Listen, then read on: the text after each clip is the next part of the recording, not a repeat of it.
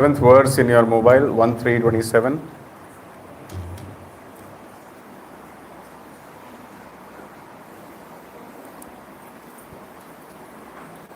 Om Namo Bhagavate Vasudevaya. Om Namo Bhagavate Vasudevaya. Om Namo Bhagavate Vasudevaya. Narayanam Namaskritya Naram Chaiva Narottamam Devim Saraswatim Vyasam Tato Jayamudiraye Nashtaprayeshu Abhadreshu Nityam Bhagavata Sevaya Bhagavatya Uttama Shloke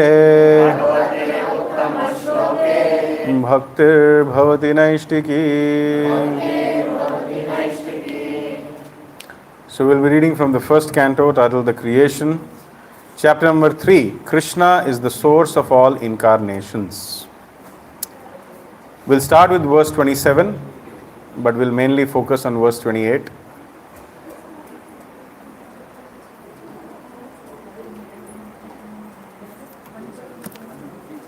Thank you. Okay.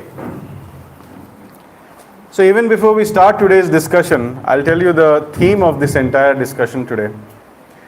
We have all heard that Krishna is the source of all incarnations. But if somebody would ask us, why do you believe so? Our answer would be because Srimad Bhagavatam says. But then if somebody would say, give more evidence, just because Srimad Bhagavatam says, I will not accept that Krishna, who according to various TV serial makers is the 8th incarnation of Lord Vishnu, how can we say that Krishna is the source of Lord Vishnu only? How do we believe? Where is the evidence? So we will say Bhagavatam says Krishnastu Bhagavana Swayam. But today we are going to discuss in detail, at least we will try to get fully convinced that how Krishna is the source of all incarnations. Krishna is not an avatar, but he is avatari.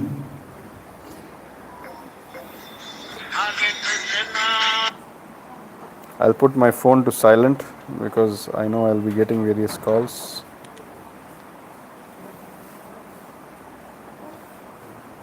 It'll be good if all of you also do the same.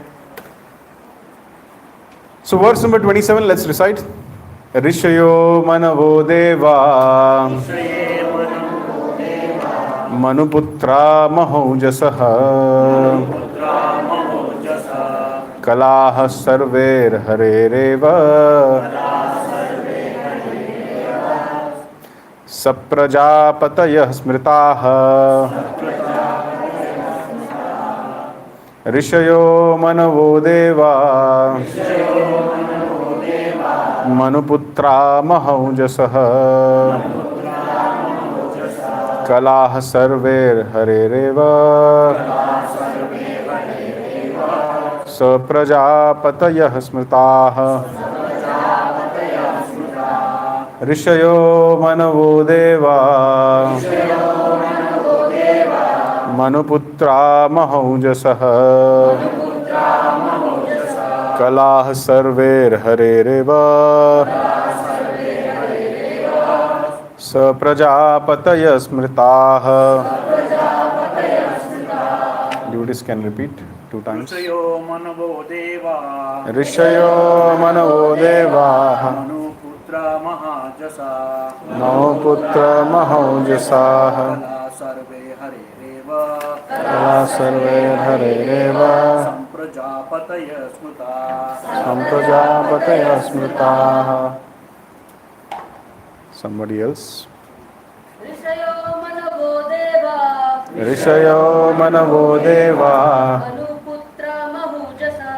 Manuputra mahaujasaha Kalah sarve harereva देवा कलाः सर्वैर्हरेरेव सप्रजापतयः स्मृतः सप्रजापतयः स्मृताः. Mataji's, any?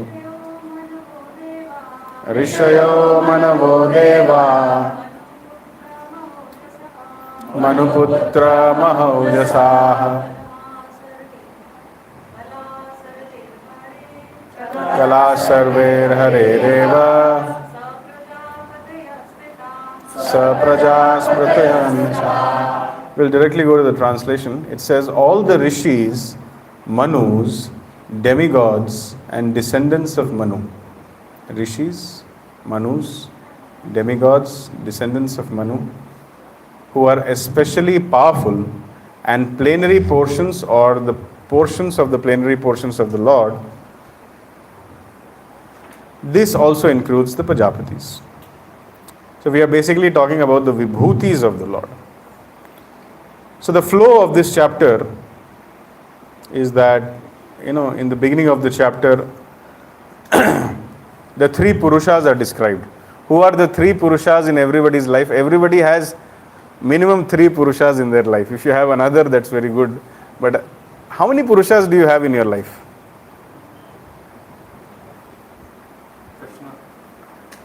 How many Purushas do you have in your life? 1, 2, 3, 4, 5. Okay, how many Purushas you have in your life? Only one Purusha. Sorry? Pita, Putra and Swami. How many of you agree with her? Actually, this question is a very ridiculous question. It has no correct answer. Srila Prabhupada very nicely explains that there is only one Purusha. We are all Prakriti. Our Pita, our Putra and our Bhratri, Bhai, Bandhu, sab log actually Stri hain. Purush means the enjoyer and Prakriti is the enjoyed. So whether somebody is in a male body or in a female body, they are supposed to be enjoyed by the Lord. So in one way, they are Prakriti. Due to bodily conception of life, an embodied soul sometimes thinks that I am a male, sometimes thinks I am a female. Sometimes thinks I am a human, sometimes thinks I am a demigod. Sometimes thinks I am a Manu, or sometimes he thinks I am a Rishi. But reality is we are all Prakriti. We are all supposed to be enjoyed by the Lord, and that is our constitutional position. There is only one Purusha, that is Krishna, in everybody's life. But that Purusha, for the purpose of pastimes in the material world, manifests into three Purushas: Mahavishnu, Garbhodakshay Vishnu and Kshirodakshay Vishnu. From Mahavishnu comes all the material universes. Garbhodakshay Vishnu is the one who enters each and every universe, and from the lotus navel of whom comes Lord Brahma without the help of Mother Lakshmi. And Kshirodakshay Vishnu is that form of Lord Vishnu who resides in each and every atom and resides in each and every living entity's heart as the Paramatma. And also in the TV serials, when we see when there is some problem, they go to Kshir Sagar to pray. They are actually accessing only Kshirodakshay Vishnu, not even Garbhodakshay or Mahavishnu. So these are the three Purushas. Those who understand the combination and the working nature of these three Purushas, they understand what is this material world. After that, from verse 6 onwards till verse 27 of this chapter, you will see various incarnations are being described. Different incarnations. Totally 24 incarnations of the Lord are described. Some are in the category of a Leela avatar, those who do pastimes.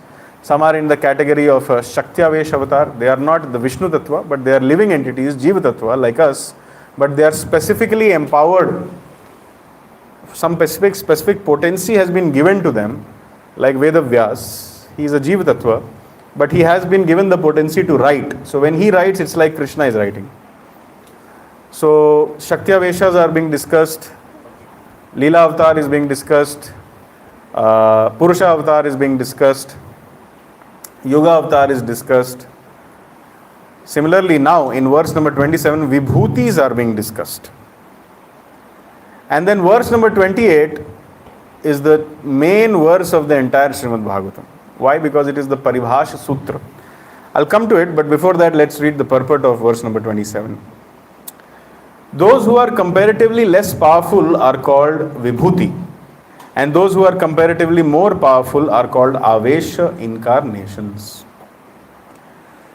So give me some example of Vibhutis, if you have some idea. Chandra. Why he is not a Devata? Why Chandra? You, on what basis you are saying? See, whatever you say, you have to give evidence. There is specific.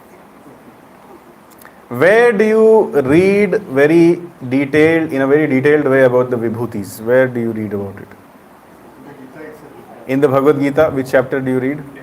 10th chapter. How many Vibhutis are mentioned in the 10th chapter of Bhagavad Gita? 84 Vibhutis are mentioned. That's why that chapter is called as sometimes Vibhuti Yoga also. So do you remember some of the Vibhutis which Lord Krishna talks about in the 10th chapter of Bhagavad Gita? Indra. Okay. Okay. Amongst the demigods I am, Indra. amongst the kings I am Indra. Yeah, something. Any other Vibhuti? Manu. Are you sure? Aditya. Amongst the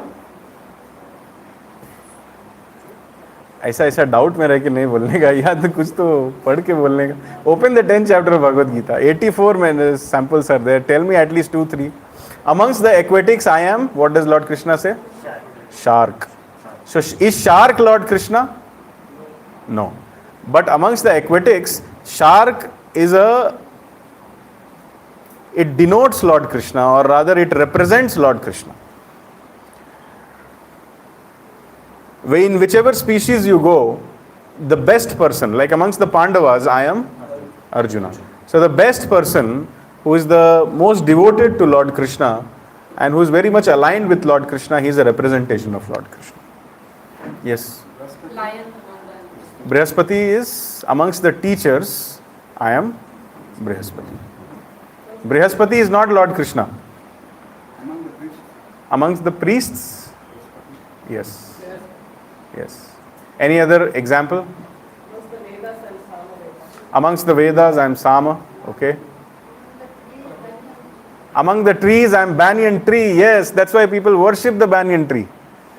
The 15th chapter of the Bhagavad Gita describes this banyan tree. Urdhva moolam, adha shakham, ashwatham prahuravyayam, chandamsi yasya paranani, astam veda savedavid. So this world is like an inverted banyan tree, O Arjuna. The roots of this tree are going upward and the branches are going downward.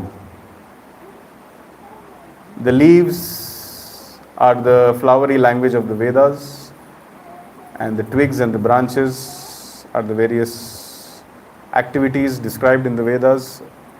One has to use the axe of intelligence and cut down this tree and come out of the material existence.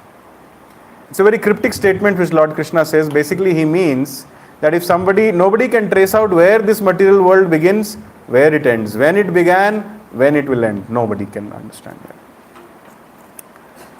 However, if somebody, let's say, is on one branch, this branch is, let's say, called Jnana branch or Karma branch, and if they are thinking, I'll go on walking, and I'll come to the end of the branch, then I'll jump out of the tree, that's not possible. You have to simply cut this tree with the axe of detachment and intelligence and come out of this material existence. That is the way in which Krishna says, I am amongst the trees, I am a banyan tree. So these things are called as vibhutis. So these manus, the sages. Who is Manu? Who is Manu? You have to speak loudly, na? Say, they are speaking. हमको नहीं मालूम. They are laughing like this. तो मैं क्या समझूंगा? Yes, who is Manu? Who are we? Manushya. Whom do we come from? Manu. So who is Manu? Father of all human beings. Where do you read about Manu? Yes, Mataji. Where do you read about Manu? Srimad Bhagavatam? What about Bhagavad Gita, chapter 4, sloka number 1? Yes, Manu told this science of Bhagavad Gita first to his son, who was Ikshvaku. And in Vivaswan. Vivaswan told it to Ikshvaku. Ikshvaku continued, and in that dynasty Lord Ram came, and in that way it was transferred. So which Manu are we talking about? Seventh Manu. What was his name? His son is Vivaswan. So what will be his name? Vaivaswata Manu. How many Manus are there in a day of Brahma? 14. So seventh Manvantara. So in the seventh Manu, each Manu lives for how many yoga cycles? 71 yoga cycles. You have to get your facts right. So we are in the seventh Manvantara, seventh Manu, whose name is Vaivaswata Manu. He is a Vibhuti. All the Devatas, whenever a Manu comes in, along with him the Devatas come in, the Rishis come in, the Prajapatis come in, etc., etc. So the whole cabinet is made, and when the Manu goes out, the cabinet changes. A different person will become Indra, a different person will become the Sapta Rishis, etc. So all these Devatas, Manus, Manuputras, and the sons of Brahma, they are all Vibhutis of the Lord. Highly empowered people, but they are not as powerful as Avesha. Who is an Avesha? Can you give me an example? Yes. So in the WhatsApp group, I have sent one very nice image. Can all of you open? Those who don't have that, they can share with each other.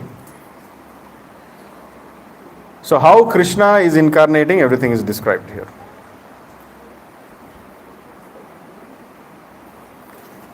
I will read the definition of Avesh from a very nice book. This book is called as Laghu Bhagavatamrit, written by Rupa Goswami.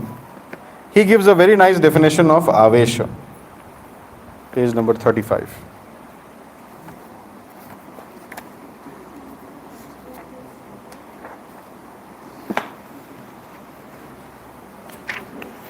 Please listen to the definition of Avesha. Very great Jivatmas in whom Lord Janardhan invests portions of his knowledge, strength and other energies are called Avesha. So in Avesha, they are basically Jivatmas, but very great Jivatmas. You can understand that they are pure devotee Jivatmas.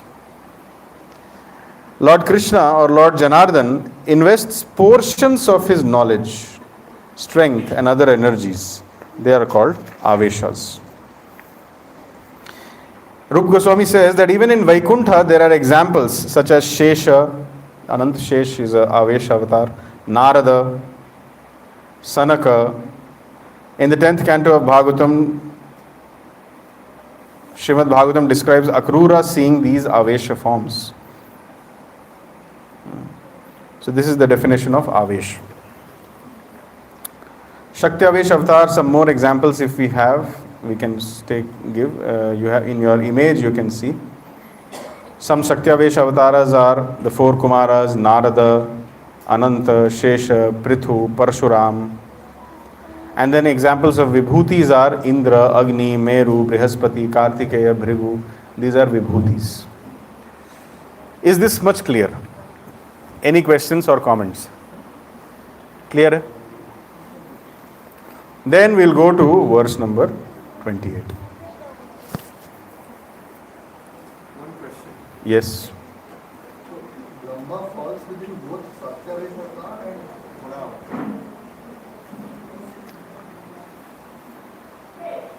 Definitely he is primarily a Guna avatar. Some overlaps sometimes happen.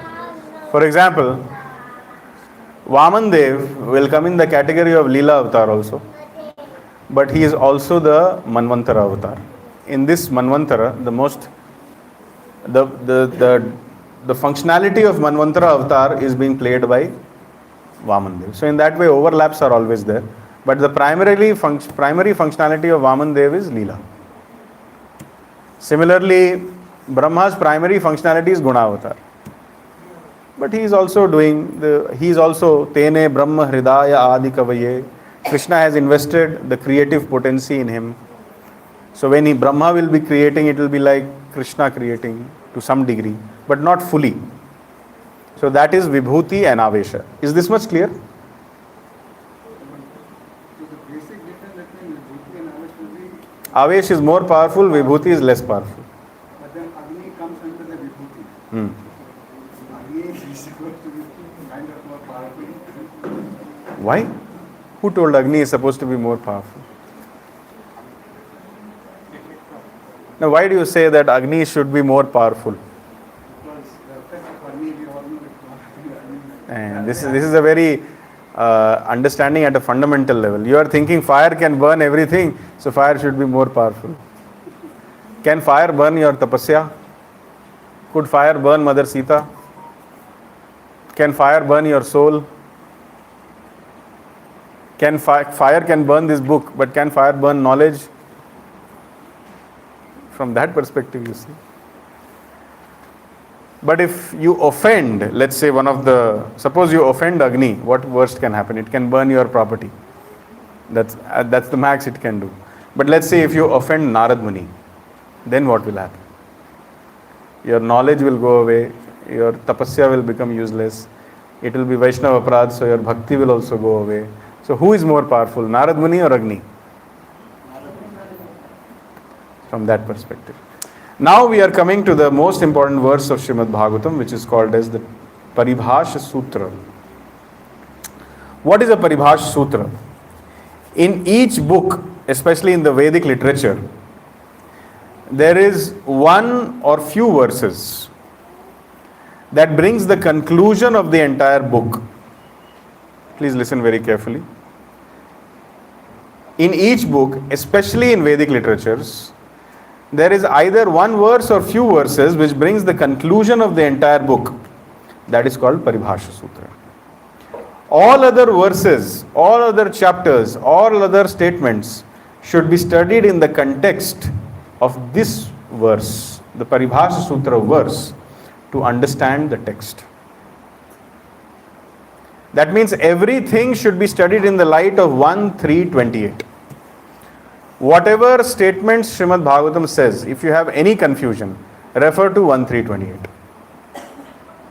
If there is any confusion and if you are not referring to 1.3.28, then you will come to probably a different understanding. If today time will not permit, but later on we can take some conflicting verses from Bhagavatam only. In one place Bhagavatam says this Nara and Narayan rishis have appeared as Krishna and Arjuna. So when somebody hears this, they will feel, oh, Nar Narayan are the source of Krishna and Arjuna. But then this verse also has to be studied in the light of this 1.3.28, where it says Krishnastu Bhagavan Swayam. So based on that, if you study, this verse will have a different translation. So even if the whole Bhagavatam, let's say the pages are lost, it's destroyed, lost and forgotten, but this one Paribhasha Sutra, 1.3.28 verse is there. From it you can derive all other verses. That is the meaning of Paribhasha Sutra. So you are studying the most important verse of Srimad Bhagavatam today, 1.3.28. Can you all open to that verse?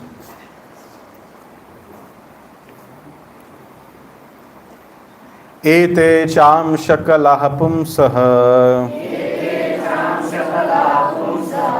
Krishnastu Bhagavan Swayam Indrari Vyakulam Lokam Mridayanti Yuge Yuge Ete cham shakala pumsah Krishnastu Bhagavan Swayam Indrari Vyakulam Lokam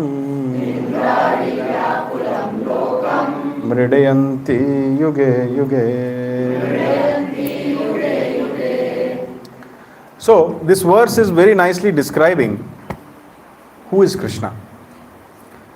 Till now various kinds of incarnations of Krishna are described, including the three Purusha avatars, including the Vibhutis, including the Aveshas, including the Leela avatars, including the Yuga avatars, including the Manvantara avatars, including the Guna avatars. So many kinds of incarnations were described. But for none of the incarnations, the word Bhagwan was strictly used. Did you notice? If you read Bhagavatam, you will see. The word Bhagwan is only used for Krishna. Sometimes the Bhagwan word is used for, like Vyasadeva calls Narada as Bhagwan, but then only in one verse he calls Bhagwan, next verse onwards he calls Gurudev or something else. But whenever Krishna comes into the picture, each and every verse, Shri Bhagavan Uvacha. So what is the meaning of Bhagwan? And why this kind of discussion is happening in this third chapter? The seed of this discussion is sown in the first chapter of Srimad Bhagavatam, where the sages at Naimisharanya, they ask 6 important questions to Suta Goswami. Suta Goswami is the son of Roma Harshana, who has come in the Naimisharanya forest, where many sages are doing sacrifice, or they are doing an activity which pleases the Lord. Basically, they are chanting the holy names of the Lord and performing fire sacrifice. So, by the will of the Lord, Suta Goswami reaches there, and then they glorify him. They highlight, "You are our teacher." And then Suta Goswami says, "How can you say that I am your teacher?" Then they, verse chapter 1, shloka number 6 to 8, they tell the qualities of a teacher. So those who are into teaching, or those who are into preaching, they should read those verses and check, mere mein wo qualifications hai kya? And then after that, Suta Goswami is asked 6 questions. And the answer to that fifth question is this chapter, third chapter. What are the 6 questions which were asked? Question number 1. They asked, what is absolute and ultimate good for people in general? Question number 2.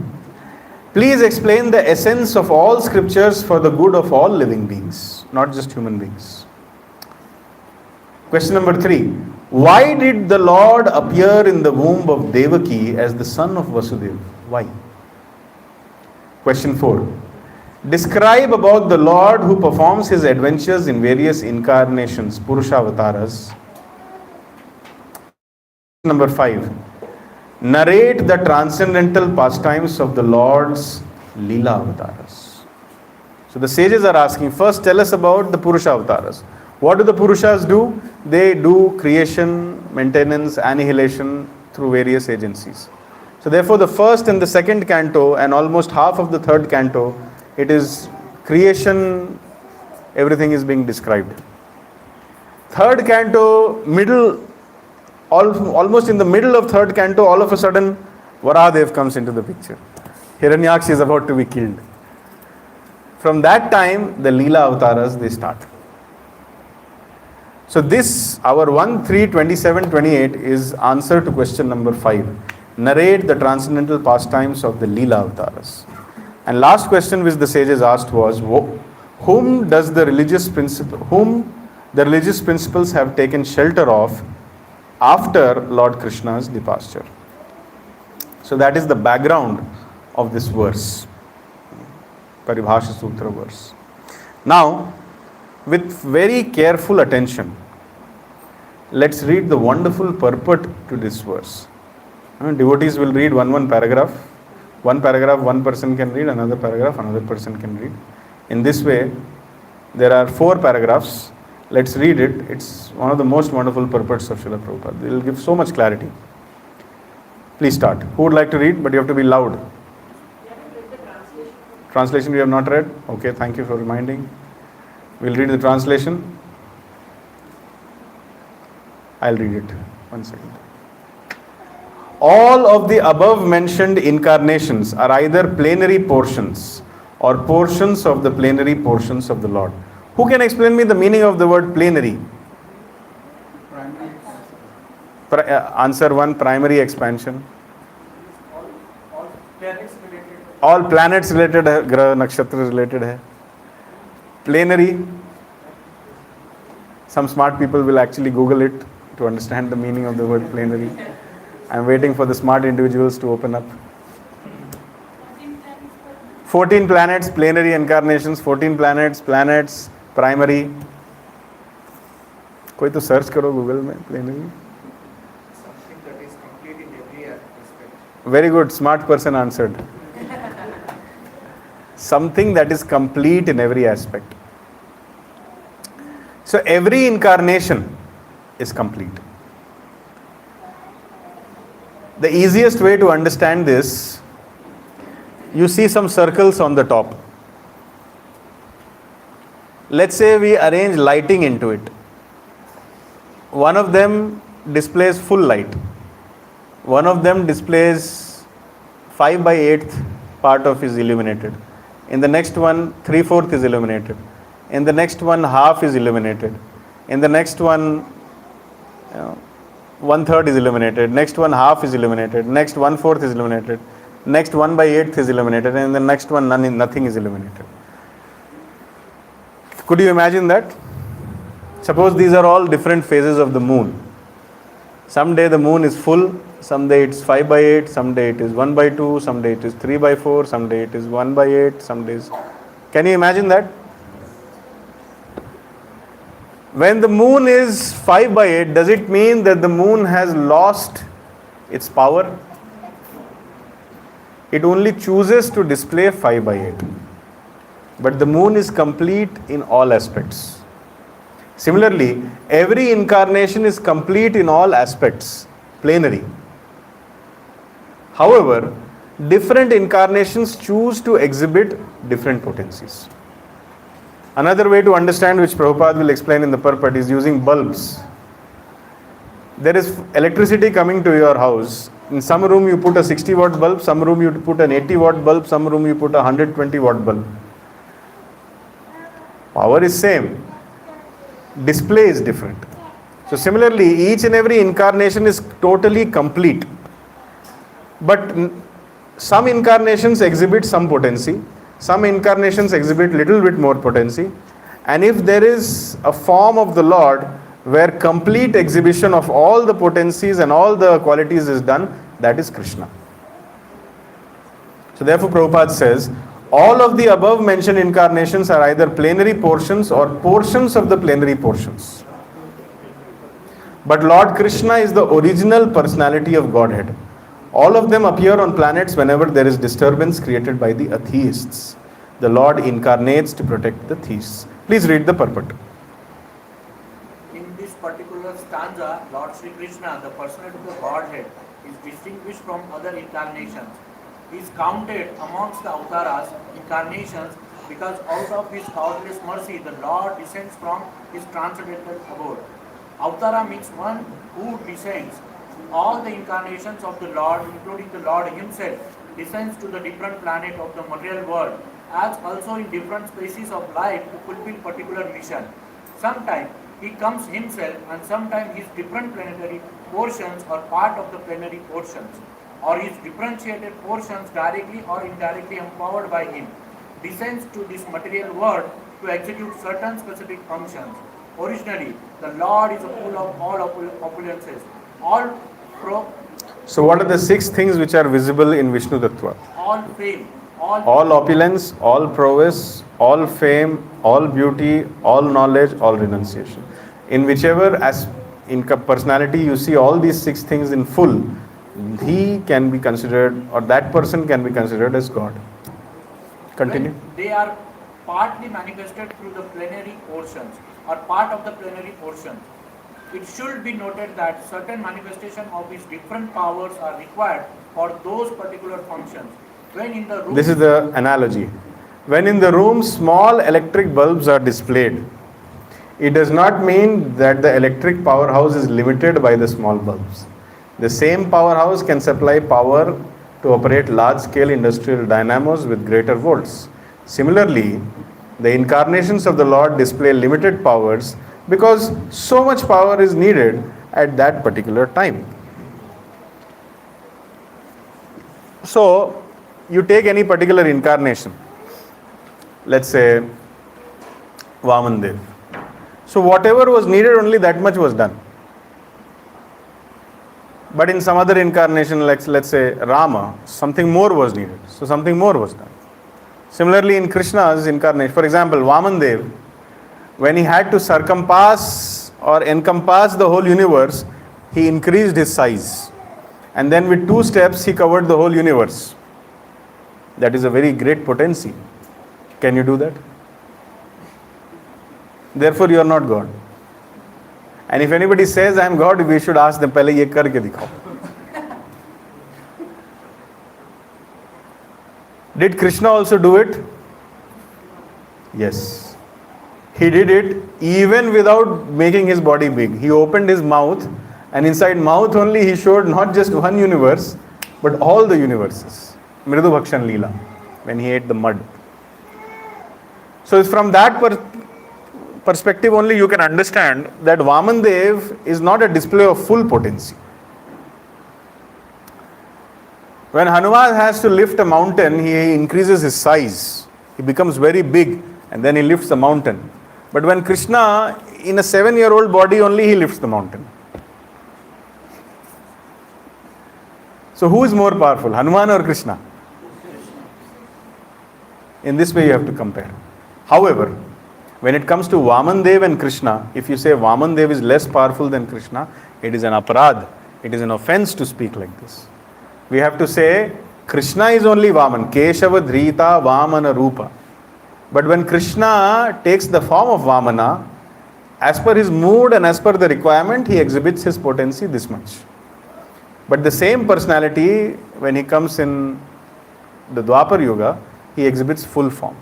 Krishna is like the full moon, and Vamandev is, let's say, 3/4 of the moon or half of the moon, but moon is moon always. That is the meaning of plenary, or portions of the plenary. Every plenary is also complete, portion of the plenary is also complete, portion of the portion of plenary is also complete. In that way you have to understand. Okay? This electric bulb example, I think it will make things very clear. Prabhupada knows how we will understand.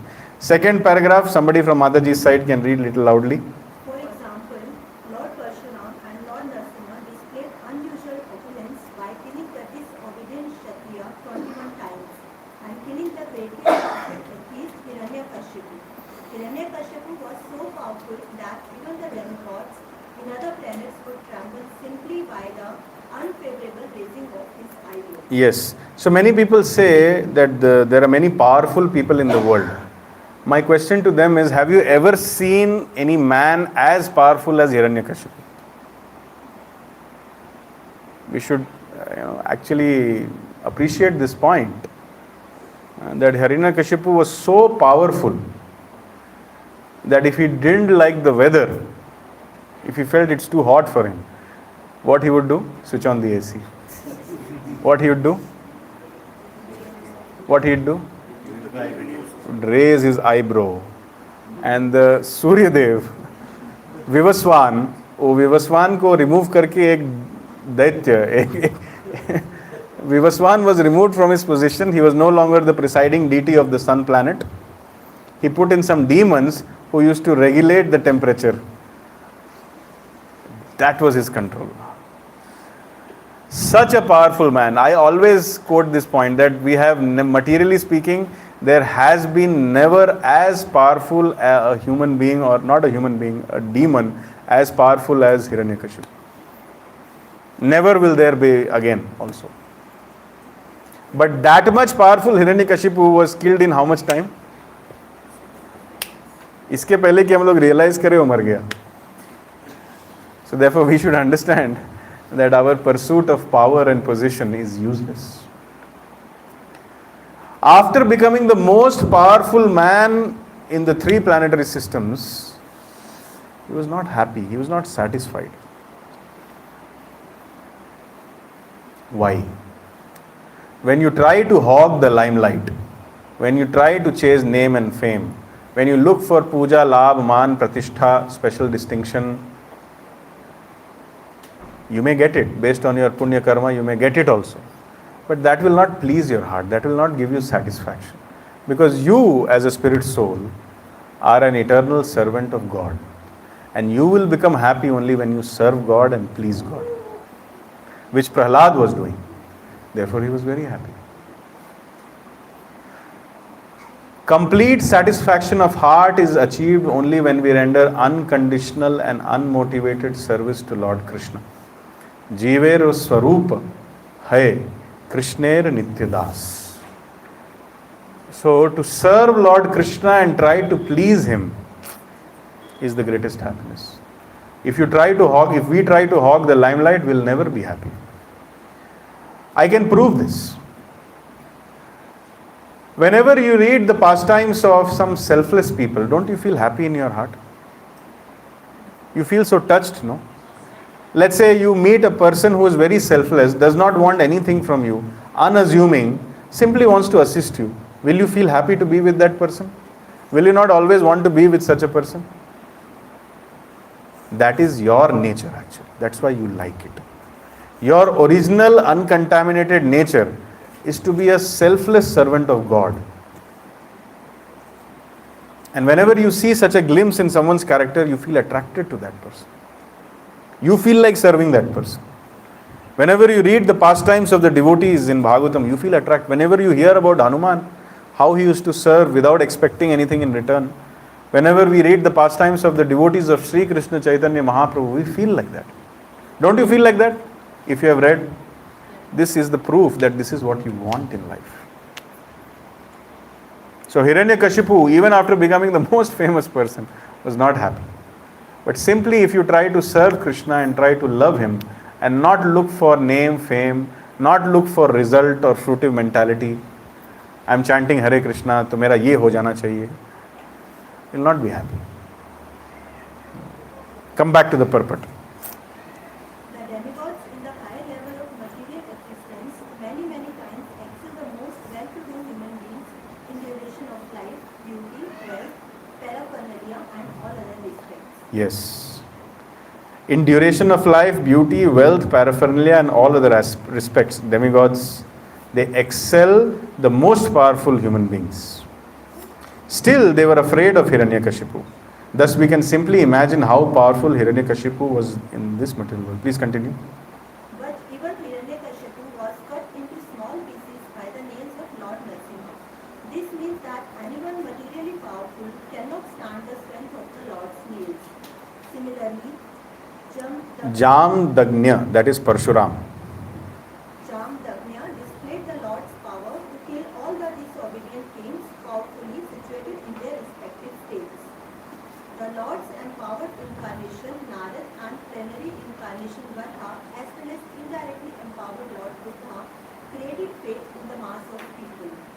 The incarnations of Ram and Dhanvantri displayed his fame and Balaram, Mohini and Vaman exhibited his beauty.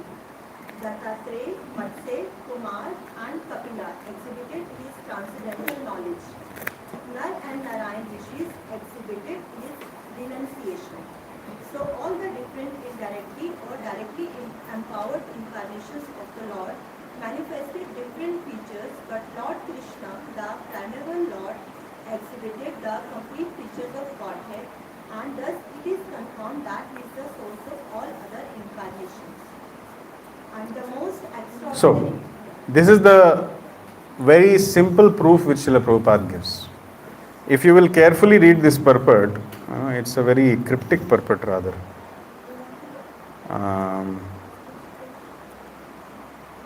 I have made some notes on it.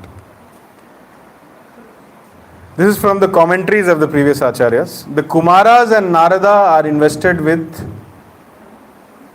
Shaktis of Jnana and Bhakti. So they are Aveshas, 4 Kumaras. They are the summum bonum of knowledge. Narada is the summum bonum of Bhakti. Prithu is invested with Kriya Shakti, power to rule. Some are invested with great powers and others are invested with little power. Included in the first type with great powers are Kumaras and Narada. They are called Shakti-Avesh avatars. Others with less power such as Marichi and the Manus are called Vibhutis. Now you listen, what Prabhupada is actually telling in the second paragraph. He is classifying Narsimha, Parshuram, Kalki and the Purusha avatars show the power of the Lord. Narada, Vyasa, Varaha and Buddha show the path of dharma, because they preach various paths of dharma. Rama, Dhanvantari, Yajna and Prithu display the fame. They show how famous or how the fame of the Lord works. Balaram, Mohini and Vamanadev, they display specifically the beauty of the Lord. Dattatreya, Matsya, Kumaras and Kapila display the knowledge aspect, and they should be known as the wise most. Naranarayana, Kurma and Rishabha, they display detachment by their respective activities. So in this way, the beauty, the strength, the fame, the knowledge, the intelligence and the renunciation is displayed partially in these incarnations. But when you combine all of them together, Krishna is the great ocean of complete sweetness and the complete display of all the 6 Aishwaryas mentioned in the other forms above. He contains all the avatars within himself and is the possessor of all Shaktis. Now, understanding this, you try to continue reading second paragraph. The most extraordinary feature exhibited by Lord Shri Krishna was his internal energetic manifestation of his pastimes with the cowherd girls. His pastimes with the gopis are all displays of transcendental existence, bliss and knowledge, although these are manifested apparently as sex love. The specific attraction of his pastimes with the gopis should never be misunderstood. The Bhagavatam relates these transcendental pastimes in the 10th canto. And in order to reach the position to understand the transcendental nature of Lord Krishna's pastimes with the gopis, the Bhagavatam promotes the student gradually in 9 other cantos. Yes. So why does Bhagavatam has so many cantos? Just to make one eligible to understand Krishna's Vrindavan pastimes. If there is a monkey who directly jumps to the 10th canto and opens the Rasa Panchadhyaya, the 5 chapters in which the Ras Leela is described, that person will be called as a monkey. Because a monkey jumps from one branch to another branch. Externally looks very renounced, but has 12 wives. Minimum. Every monkey has. So therefore, one has to go in sequence. First canto, second canto, third canto. As and when you gradually progress, you will become qualified to read Krishna's pastimes. Krishna's pastimes require qualification. First deserve, then desire. Srila Prabhupada explains in his lectures that Krishna was the greatest brahmachari. That is why when Bhishma saw him in the Rajasuya Yajna of Maharaj Yudhishthir, he said that the first person who should be worshipped is Krishna. Not even me, not even Vyasadeva, not even the other seniors. And Bhishma Deva explains that, see, I have been able to remain as a celibate, as a Naishtika brahmachari, because I maintain distance from sense gratification. I don't eat these kind of stuff. I don't have such kind of bad association. I maintain distance from the opposite gender. So all that he describes. Because I follow some regulative principles, therefore I am able to maintain this. But look at Krishna. Bhishma Dev says that when he was 11 and a half years old, he was surrounded by 3 billion gopis. And each of these gopis were more beautiful than Mother Lakshmi. And each of these gopis were fully surrendered unto his lotus feet. They would do anything what Krishna would say. But still, even in that situation, Krishna remained Jitendriya.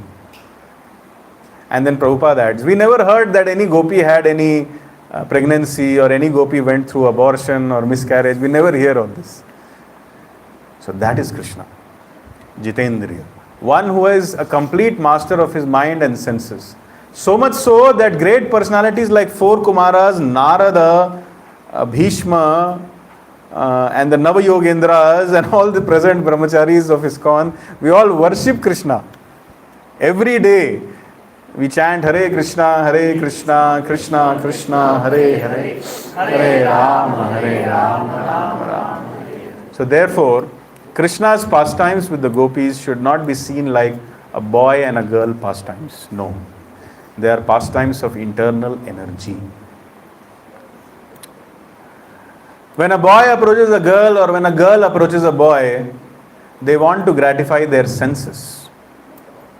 That is why so many divorces are happening these days. So much separation is happening. As long as you scratch my back and as long as I scratch your back, we are together.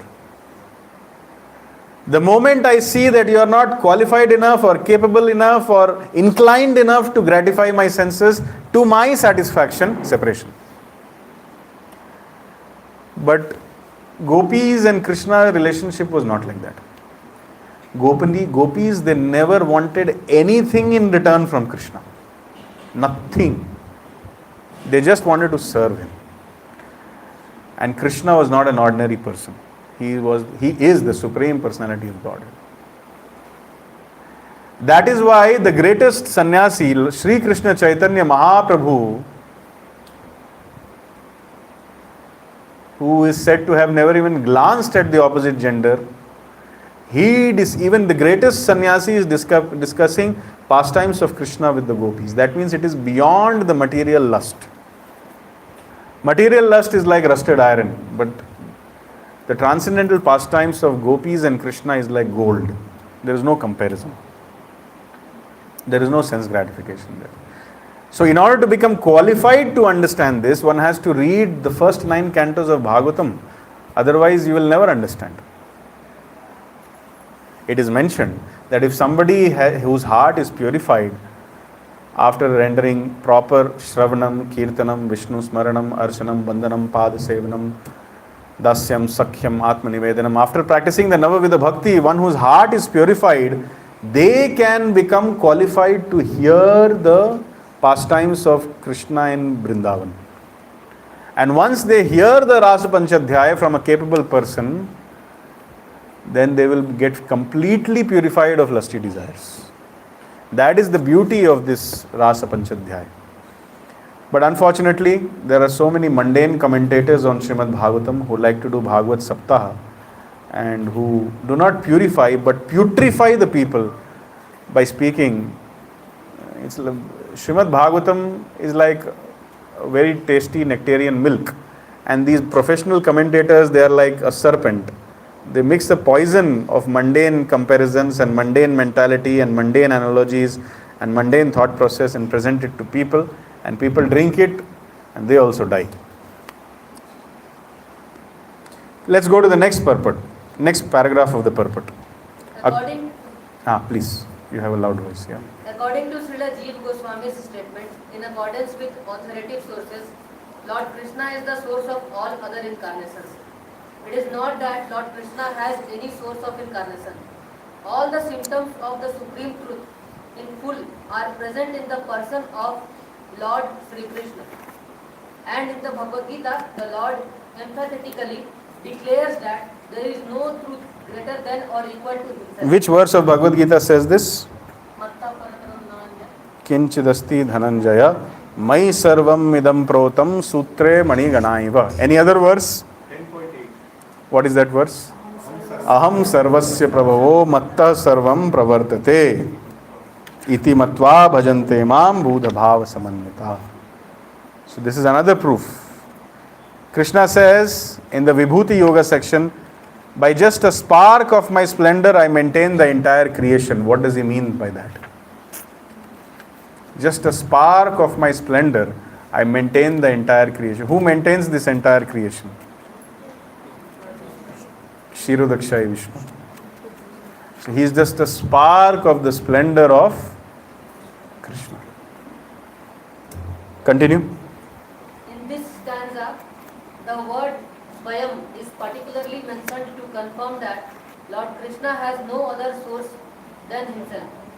Although in other places the incarnations are described as Bhagavan because of their specific functions, nowhere they declare to be the Supreme Personality. In this stanza, the word Swayam signifies the supremacy As the Samam Bonam. Now, the fourth paragraph of this purport is little technical, over which I will elaborate. Somebody can first read it, but the Samam Bonam. Krishna is one without a second. He himself has expanded himself to various parts, portions and particles as Swayam Rupa, Swayam Prakasha, Tat Vikapa, Prabhava, Vaibhava, Vilasa, Avantara, Avatar, Avatara, Avesha and Jivas, all provided with innumerable energies just suitable to the respective persons and personalities. Yes, pause. First, let's read one line about all these things. Swayam Rupa, page number 27, chapter 1, Laghu Bhagavatamrita. Swayam Rupa, the form that does not depend on any other is called as Swayam Rupa. In the photo which is there in WhatsApp, you will see all the incarnations, the fountainhead is Swayam Rupa. The 14-year-old boy in Vrindavan is the Swayam Rupa form of the Lord. Okay. Next is Tadekatma Rupa. For this form, Swayam Rupa is described by Lord Brahma in the first verse of Brahma Samhita. Ishwaraha Paramaha Krishnaha Satchidananda Vigraha Anadiradir Govinda Sarvakaramakara. Next is Ekatma Rupa, Tadekatma. The form of the original person that is non-different from him. Please listen. What is Tadekatma Rupa? I am giving you a clear understanding from another text. The form of the original person that is non-different from him, but that displays some difference in bodily features and so on, is called Tadekatma Rupa. This form has two varieties, Vilasa and Swamsha. Then comes Vilas forms. The Vilas form is defined as follows. Vilas comes from Tadekatma. The Lord's self-same form, whose appearance differs from Swayam Rupas, but who displays almost equal powers while enjoying the pastimes, is known as Vilasa. So, if you want an example of Vilasa,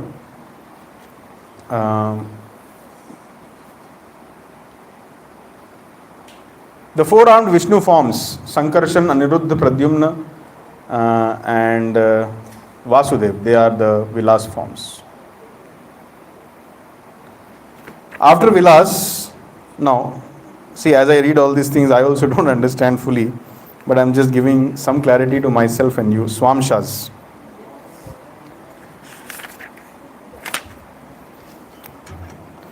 For example, the scriptures describe the Lord of the spiritual sky as Narayana. He is a Vilas form of Govinda, and Lord Vasudev similarly as a Vilas of Narayana.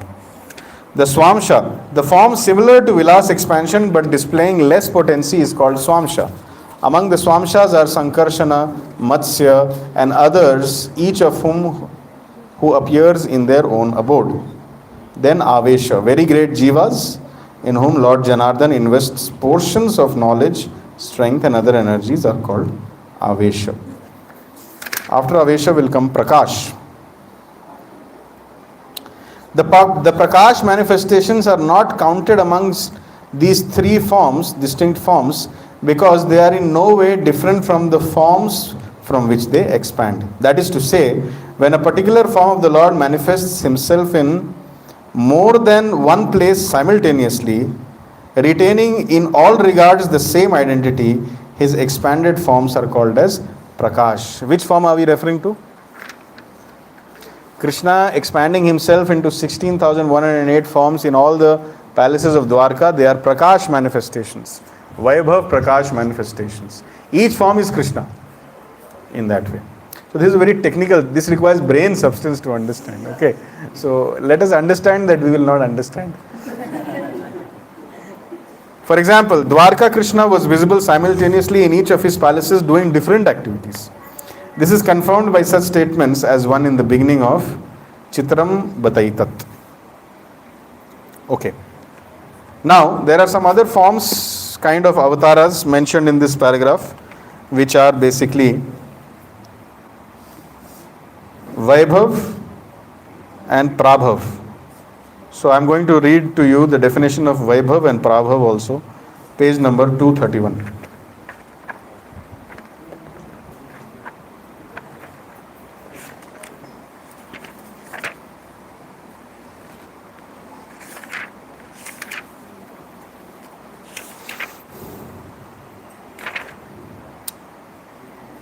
Next, the Prabhav and Vaibhav incarnations. The Vaibhav and Prabhav forms of Lord Hari exhibit progressively less potency than the Para Avastha forms. Para Avastha forms are three forms are called Para Avastha. Rama, Nrisingha and Krishna. These are Para Avastha forms of the Lord, superior to all other incarnations. So Prabhav and Vaibhav, they exhibit progressively lesser potency than these three forms. Prabhav incarnations are divided into two categories. One kind does not remain manifest for very long and does not become very famous. This kind includes Mohini avatar, Hamsa avatar, as well as the Shukla and other Yuga incarnations. The other kind, that is Prabhav incarnation, compiles scriptures and acts in the role of sages. This kind includes Dhanvantari, Rishabha, Vyasa, Dattatreya and Kapila. So this is Prabhav and Vaibhav. Now, for the Vaibhav avatars, the residential place is this material world. Now please continue reading the second paragraph. Learned scholars and transcendental subjects have carefully analyzed the sum of soul of Krishna to have 64 principal attributes. All the expansions and categories of the Lord possess only some percentages of these attributes. But Sri Krishna is the possessor of the attributes 100%. And his personal expansions such as Swayam Prakasha and Tat Utatma, up to the categories of the avatars who are all Vishnu Tattva, possess up to 93% of his transcendental attributes. Please understand this point. Swayam Prakash means Prakash manifestations such as Vaibhav Prakash, Prabhav Prakash, Krishna in the form of Balram or Krishna in 16,108 forms in Dwarka, and then the Vilas expansions, Swamsha expansions, Purusha avatars. They all possess 93% of the qualities which Krishna is displaying in 100% form. Up to 93%, yeah. Thank you for correction. Next. Lord Shiva, whose neither Avatara nor Adesha nor in between them, possesses almost 84% of that. Yes. Lord Shiva is a different category. He is the Ishwar category. Not in Vishnu Tattva, not in Jiva Tattva, in Ishwar Tattva position. He displays how much? How much percentage? 84%. Up to 84%. Next. But the Shivas of the individual living beings in different statuses of life possess up to the limit of 78% of that. So who the most perfect Jiva is Lord Brahma. So Lord Brahma is displaying 78% of the attributes of Bhagwan. Are we displaying 78% attribute? How much are we displaying? Somebody is saying 0.78. We really appreciate the God-given intelligence which you have. How did you come to this calculation that you are displaying this much? Continue. In the conditioned state of material existence, the living being possesses these attributes in very minute quantity, varying in terms of the pious life of the living being. The most perfect of living beings is Brahma, the supreme administrator of one universe. He possesses 78% of the attributes in full. All other demigods have the same attributes in less quantity, whereas human beings possess the attributes in very minute quantity. The standard of perfection for a human being is to develop the attributes up to 78% in full. The living being can never possess attributes like Shiva, Vishnu, or Lord Krishna. A living being can become godly by developing the 78% transcendental attributes in fullness, but he can never become a god like Shiva, Vishnu, or Krishna. He can become a Brahma in due course. The godly living beings who are all residents of the planets in the spiritual sky are eternal associates of God in different spiritual planets called Haridhama and Maheshadhama. The abode of Lord Krishna above all spiritual planets is called Krishna Loka or Goloka Vrindavana, and the perfected living being, by developing 78% of the above attributes in fullness, can enter the planet of Krishna Loka after leaving the present material world. Yes. Krishnastu Bhagavan Swayam. Now, I will read something from a conversation between two great personalities, which will help you understand. Theoretically, principally, we have understood, according to Srila Prabhupada, because Krishna is displaying 100% of all the qualities of Godhead, so he is Swayam Bhagavan. But can we give any evidence? Can you cite some pastime to verify or to prove that Krishna is the Supreme Personality? For that, I found a very nice discussion happening, which Rupa Goswami is quoting. It will take me around 5 to 7 minutes to read this, but if you pay careful oral reception, don't know about others, but we will get fully convinced that Krishna is Swayam Bhagavan. Are you ready for this? You will have never heard this before. So you have to hear very, very carefully. Are you all carefully ready to hear? Are you ready? Is everybody ready? Shri Parashara answered. Shri Parashara Uttam. It's a conversation happening between Maitreya Rishi and Parashara. Maitreya Rishi is asking a question.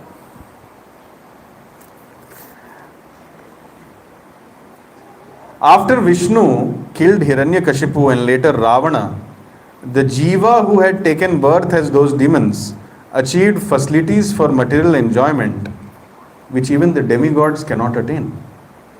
Why in those circumstances did that Jiva did not achieve the liberation of merging into the eternal Lord Hari as he did after he took birth as Shishupal, who was also killed by the Lord? Maitreya Rishi is asking, why this happened?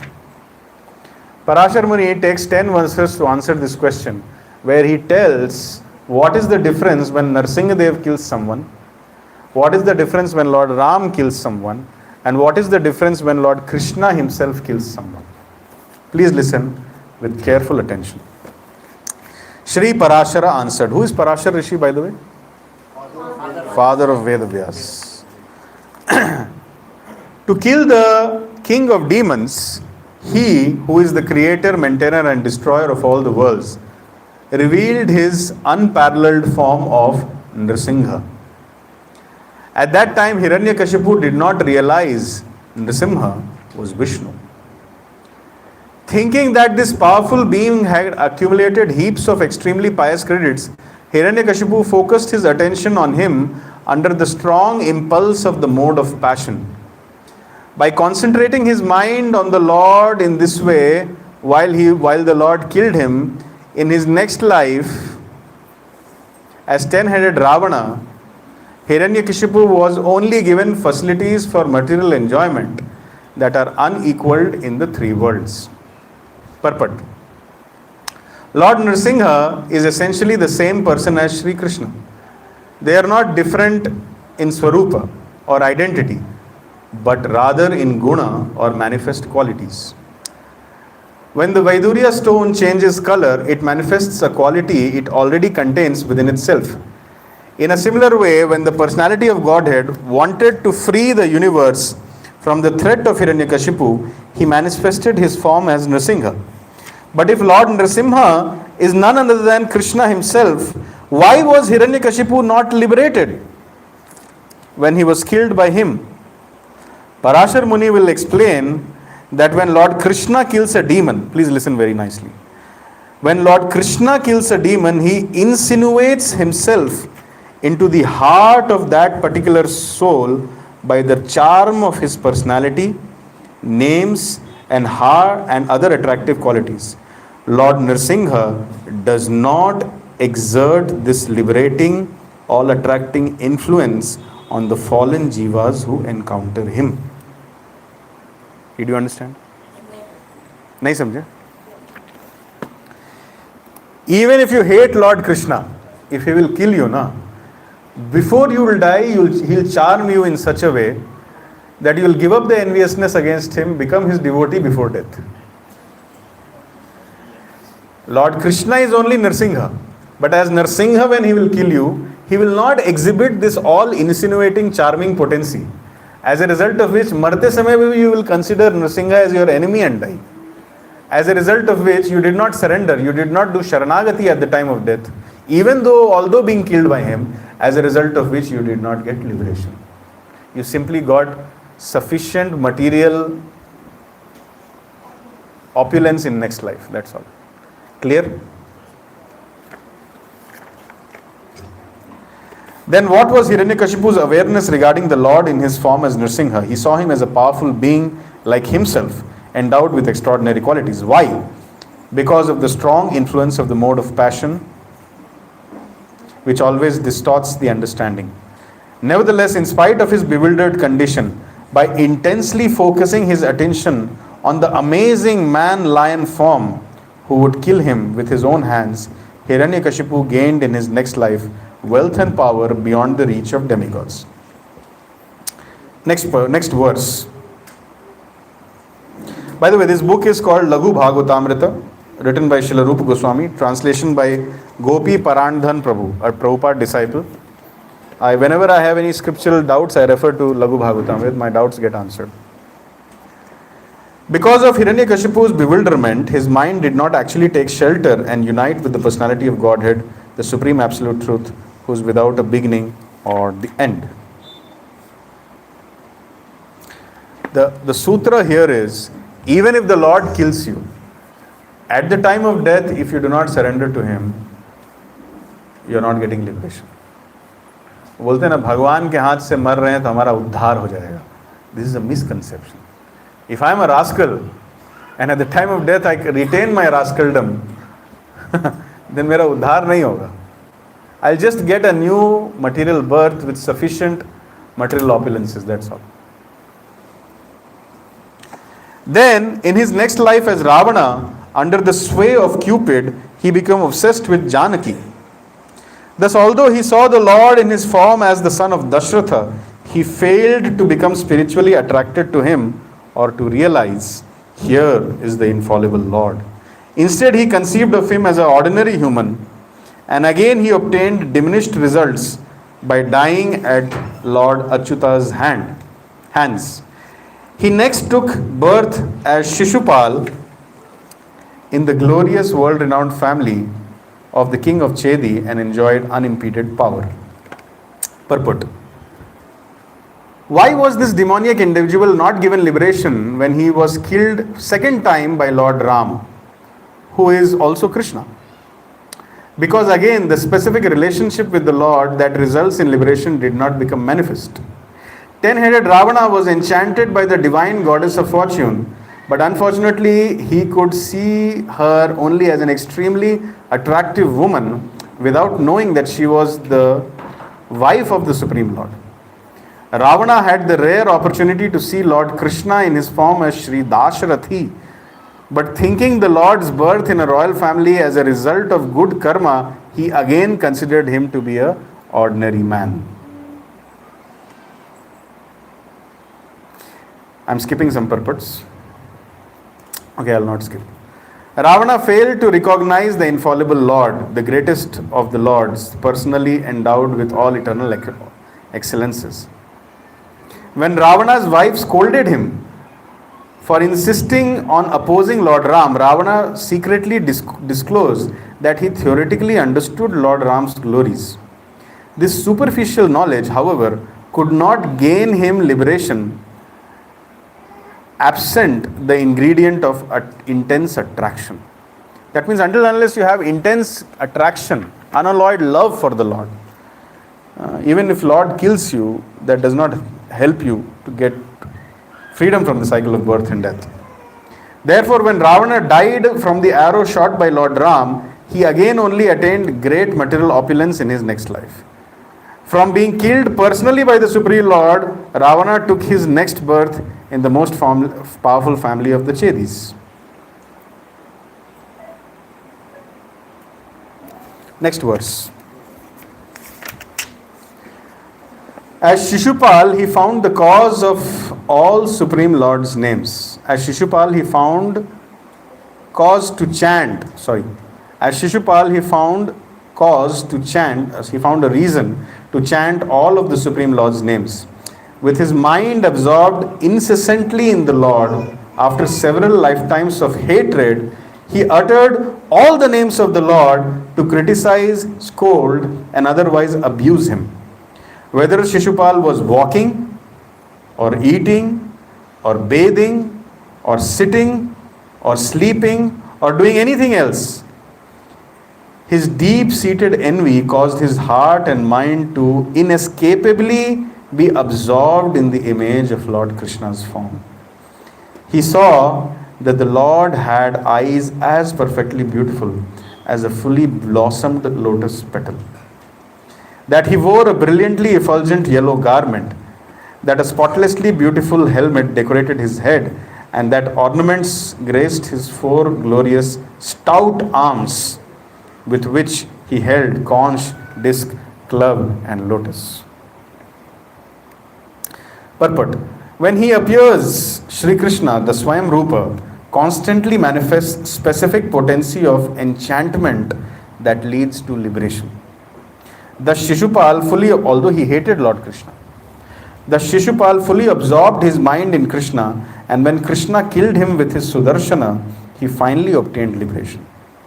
Krishna's enchantment potency becomes manifest in primarily two ways: through the charm of his names and the beauty of his transcendental body. Two things are attractive in Krishna: the name and his form. Shishupal chanted Krishna's names many times, describing him as Daityari, the killer of the demons; Pundarikaksha, the lotus-eyed attractor; Sharangi, the wielder of the bow of Sharanga; Garuda Vahana, the master of his carrier Garuda; and Vasudev, the son of Vasudev. By the potency of these names, knowingly, unknowingly, Shishupal used to call out the names of Krishna. That name led to his deliverance. So what should we do? We should incessantly chant Hare Krishna, Krishna Krishna, Hare Ram. Point to be noted, when Shishupal was chanting these names out of hatred, the result is so great. If we develop a little bit of love for Krishna, then imagine what great spiritual wealth is awaiting us if we chant. Anybody who chants the Naam gets attracted to the Roop. Anybody who gets attracted to the Roop will get attracted to the Guna. And anybody who gets attracted to the Guna can understand the Leela. So everything starts with Naam. If you are not a chanter of the Naam and artificially like a monkey, you are trying to identify yourself with the Leela or the Rupa, you are a monkey. So go step by step. Attraction to the form, qualities and pastimes of the Lord is hidden in the names of the Lord. So, by the potency of these names, Shishupal became aware that Krishna was the Supreme Lord, his ancient enemy. His mind was fixed in the hatred he had harbored for 3 lifetimes, and thus Krishna's names flowed continuously through his heart and often from his tongue with condemnation and scorn. Thus he became 100% absorbed in that meditation. Attracted by the charm of Krishna's names and the bodily form, Shishupal could not remove the image of his beauty from his mind even for a moment. Are you beginning to develop respect for Shishupal now? Such a great personality. Krishna conscious, negatively though, but Krishna conscious. Thus Shishupal, next verse, thus Shishupal called out Krishna's names in anger and fixed his attention upon him. From the halo of the rays emanating from the disc the Lord hurled to kill him, Shishupal could finally see that the personality of Godhead and the infallible brilliance of his personal form were the supreme absolute truth. This sight rid Shishupal of the contamination of his enmity towards the Lord. Simply chanting the holy names of the Lord and feeling attraction towards his form is not enough. You need a devotee of the Lord also in your life. When Shishupal got the saintly association of Sudarshan, who was acting like a saint and cutting his neck. Shishupal was meditating on the Lord, and when a devotee came in his life, that is Sudarshan, that is the time he got rid of all sinful propensities. Srila Prabhupada writes in the same mood in the purport of first canto Srimad Bhagavatam. He writes, when the soldiers on the battlefield of Kurukshetra received the saintly association of Arjuna's arrows, looking at the form of Krishna, they attained their original Swarupa. So we all need a pure devotee of Lord in our life. That is called Guru. Without sadhu kripa, one cannot attain the lotus feet of Krishna. Without Sudarshan, even Shishupal could not attain liberation. At that moment, the Supreme Lord's disc quickly dispatched him, and all his accumulated sins were burnt away by his remembering the Lord. The Lord finished Shishupal's material existence, and Shishupal got liberation. Now, some very intelligent person will ask this question, that what is this 3 lifetimes, 3 life? He was cursed to have minimum 3 lifetimes. Even if Krishna would have killed Hiranyakashipu, fir bhi Ravan would have come. This very intelligent question will come. So Maitreya Muni also asks this question.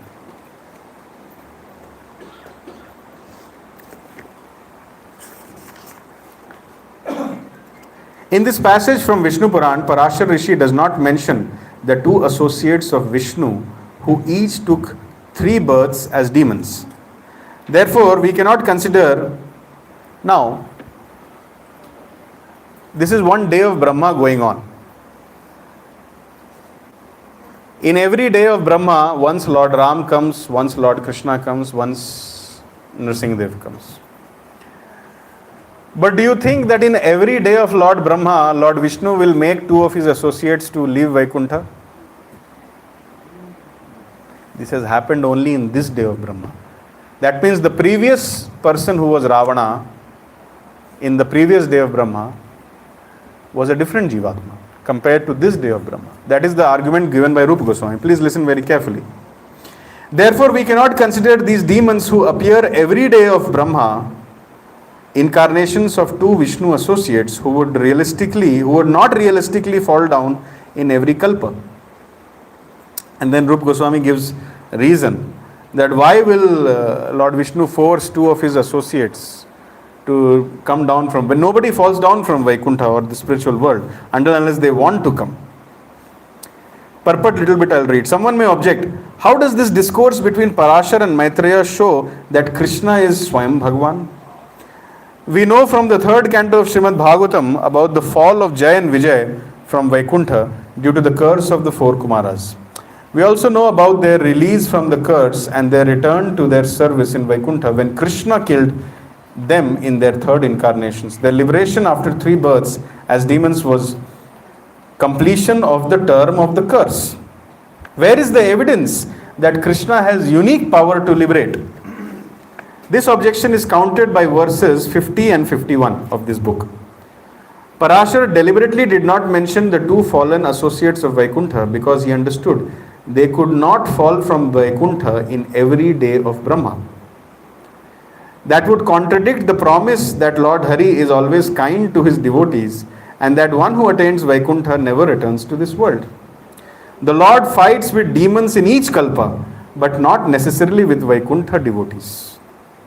The fall of Jay and Vijay from Vaikuntha, related in the 3rd canto, is an extremely rare, extremely special event caused by the Lord's own desire and the desire of his devotees.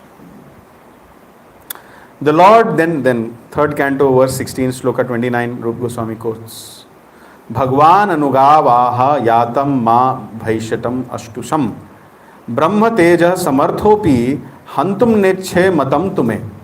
The Lord said to his attendants Jay and Vijay, depart this place, don't fear, all glory is unto you. Though I have the power to nullify the Brahmana's curse, I will not do so. On the contrary, it has my approval. Commentaries on this verse explained that Jay and Vijay came by their own desire. When they had heard the bards in Lord Narayana's court singing about their master's prowess in fighting with the demons, they wanted to personally see how the Lord enjoyed this combat. And the Lord responded to those desires of his devotees by arranging this curse. Krishna is thus glorified with the phrases Svecha Mayayasya. You appear according to the desire of your devotees. And Bhakte Chopata Dehaya. You assume your various forms just to fulfill the desires of your devotees. Someone may object, don't these glorifications contradict the declaration that no one returns from Vaikuntha? Certainly no one ever returns from Vaikuntha impelled by karma. But if someone can return, if they want, they can certainly come.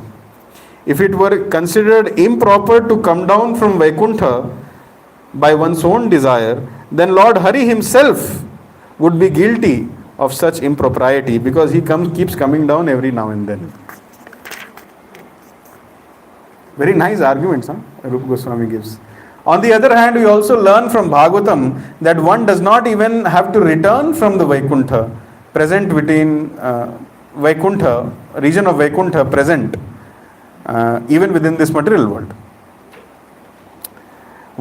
Next verse, what Parashara spoke in prose in answer to Maitreya, I will now summarize in verse form. When Lord Hari revealed his amazing form as Nrsimha, Hiranyakashipu could not understand he was Vishnu. Instead he thought, okay, the same thing, that he is some very powerful person. I'll come to the crux.